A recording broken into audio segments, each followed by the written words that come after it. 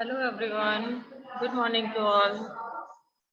This is Sunita Yadav, your science teacher. In today's class, we discuss chapter number 5. In your NCERT book, the chapter name of this chapter is acids, bases, and salts. In previous class, we understand about the all natural indicator and synthetic indicator. In today's class, we take a new point. What is neutralization?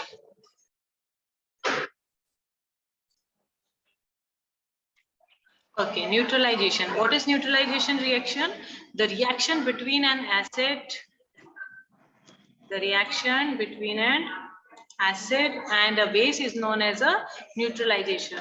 Salt and water are produced in the process which the evolved of heat. देखिए जैसे ही acid और base react करेंगे एक दूसरे को neutralize करते हैं, then they produce salt and water. तो product क्या है? अभी मैं इतनी देर से आपसे पूछ रही थी ना, what is the product when we mix with acid and base? तो product is a salt plus water and heat also evolved. Heat भी evolved हो गया. अगर किसी टेस्ट ट्यूब के अंदर हम एसिड को और बेस को मिक्स करते हैं, then we after that we touch the test tube, we feel, और जो टेस्ट ट्यूब है वो क्या हो गई है? गर्म हो गई है. क्यों हो गई? क्योंकि ये जो प्रोसेस है वो हीट इवॉल्व्ड प्रोसेस है, मतलब हीट प्रोड्यूस करने वाला प्रोसेस है.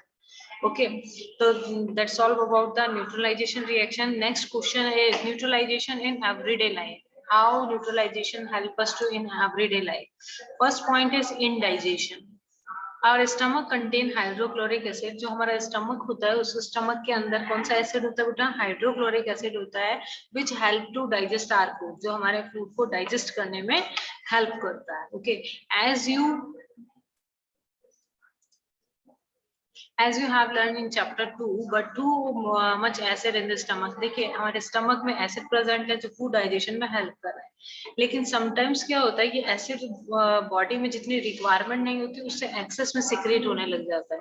अगर एक्सेस में सिक्रेट होगा तो दैट मीन्स क्या होगा? हमारे स्टमक में क्या हो जाएगा? एसिड की अमाउंट ज्यादा हो जाएगी, जिसके कारण क्या होगा? इनडाइजेशन होना स्टार्ट हो जाएगा. ठीक है, तो समटाइम इनडाइजेशन इज पेनफुल. जो इनडाइजेशन का जो टाइम है, इनडाइजेशन जब भी होगा तो ये थोड़ा पेनफुल होता है, स्टमक में पेन होता है. टू रिलीव इनडाइजेशन, इस इनडाइजेशन के पेन से रिलीफ लेने के लिए वी टेक अ एंटासिड. मतलब हमें एंटासिड मतलब एसिड के अगेंस्ट वर्क करने वाला कुछ चाहिए. तो such as a milk of magnesia.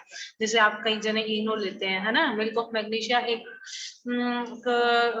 Base का एग्जांपल है विच कंटेन मैग्नीशियम हाइड्रोक्साइड. जिसके अंदर क्या होता है? Magnesium hydroxide. Magnesium hydroxide is a example of base. ठीक है, तो हमारे स्टमक में क्या हो गया? बहुत सारा एसिड इकट्ठा हो गया, एसिड की अमाउंट ज्यादा हो गई. उसको बैलेंस करने के लिए, न्यूट्रलाइज करने के लिए we use base. Which base? Magnesium hydroxide. जैसे हम मैग्नीशियम हाइड्रोक्साइड को एज अ 1 या 2 टेबल स्पून लेते हैं तो it neutralize the effect of excessive acid. तो वो क्या करता है? एसिड के इफेक्ट को कम कर देता है, रिड्यूस कर देता है. Okay, next is ant white. When an ant bite inject the acidic liquid into the our skin. देखिए whenever आपको कभी ना कभी तो चींटी ने काटा ही होगा, वहां पर बहुत ईचिंग वगैरह होती है ना.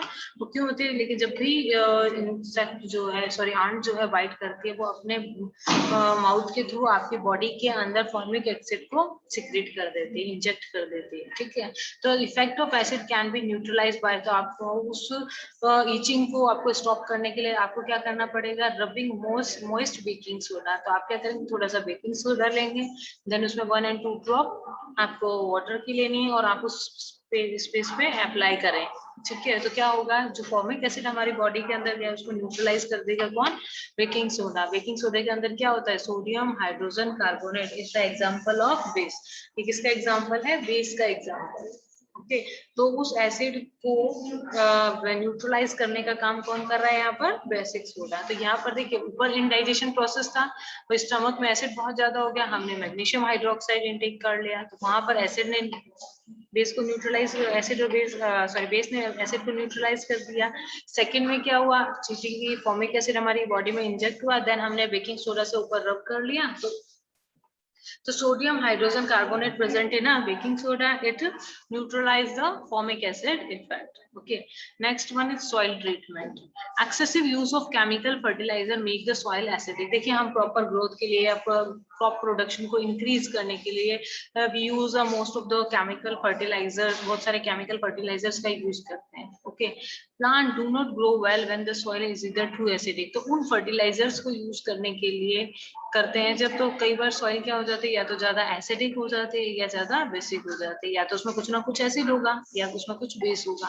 तो उस अकॉर्डिंग जो सॉइल है वो बहुत ज्यादा एसिडिक भी हो सकती है और बेसिक भी हो सकती है. When the soil is too acidic, अगर सॉइल क्या हो गई है, बहुत ज्यादा एसिडिक हो गई है, it is treated with base like a quicklime यानी कैल्शियम ऑक्साइड. तो हम क्या करेंगे, सॉइल के अंदर क्या मिक्स कर देंगे, कैल्शियम ऑक्साइड को मिक्स कर देंगे और स्लैग्ड लाइम या कैल्शियम हाइड्रोक्साइड को मिक्स कर देंगे. बहुत are the example of base. भाई एसिडिक की अमाउंट ज्यादा हो गई तो हम क्या ऐड कर देंगे, उसके अंदर बेस को ऐड कर देंगे. ओके, तो वो न्यूट्रलाइज हो जाएगा. When the soil is to treated with bases calcium oxide and calcium hydroxide. If the soil basic, अगर सॉइल क्या हो जाए, बेसिक नेचर की हो जाए, बेस ज्यादा हो जाए उसमें, तो हम वी यूज अ कंपोस्ट. हम कंपोस्ट को यूज करें. कंपोस्ट क्या, जो नेचुरल खाद होती है उसको हम कंपोस्ट बोलते हैं. Is added to it organic matter releases acid which neutralize the basic nature of the soil. जो ऑर्गेनिक मैटर है वो रिलीज करता है एसिड को, जो न्यूट्रलाइज कर देता है सॉइल की जो बेसिक प्रॉपर्टी हुई है उसके लिए. तो आपको सॉइल ट्रीटमेंट क्लियर हो गया. हम फर्टिलाइजर्स, केमिकल फर्टिलाइजर्स यूज करते हैं जिसके तहत कभी सॉइल ज्यादा एसिडिक हो जाती है, कभी बेसिक हो जाती है. अगर एसिडिक है तो we use a calcium oxide and calcium hydroxide, but sometimes it turn into basic in nature, so we use a organic matter compost, okay, which neutralize the basic nature of the soil. आपको यहाँ पर clear हो रहा होगा, acid ज्यादा है तो we add base और बेस ज्यादा है तो we add acid. Next is factory waste. The waste of many factories contain acid. जो फैक्ट्रीज से जो भी चीज रिलीज होती है उसमें बहुत सारे एसिड्स होते हैं. If they are allowed to flow into the water body, अगर उस वाटर को हम डायरेक्ट ही अलाउ कर दे किसके अंदर, वाटर बॉडीज के अंदर, तो क्या होगा, जो हमारे पॉन्ड है वो किसमें कन्वर्ट हो जाएगा, एसिडिक हो जाएगा, है ना. तो एसिडिक होने से वो any aquatic plants and animals who live in particular pot, they kill, वो क्या हो जाएंगे, मर जाएंगे. ठीक है. The factory waste are therefore neutralize by adding basic substances. इसीलिए जो भी फैक्ट्री का वेस्ट है उसको हमें पहले बेसिक सॉल्यूशन से ट्रीट करके न्यूट्रलाइज करना चाहिए, देन आफ्टर हमें उसको ट्रांसफर करना चाहिए आगे. ठीक है. तो that's all about this chapter. But one important topic is remaining in this chapter. We talk to you, we discuss later on, है ना.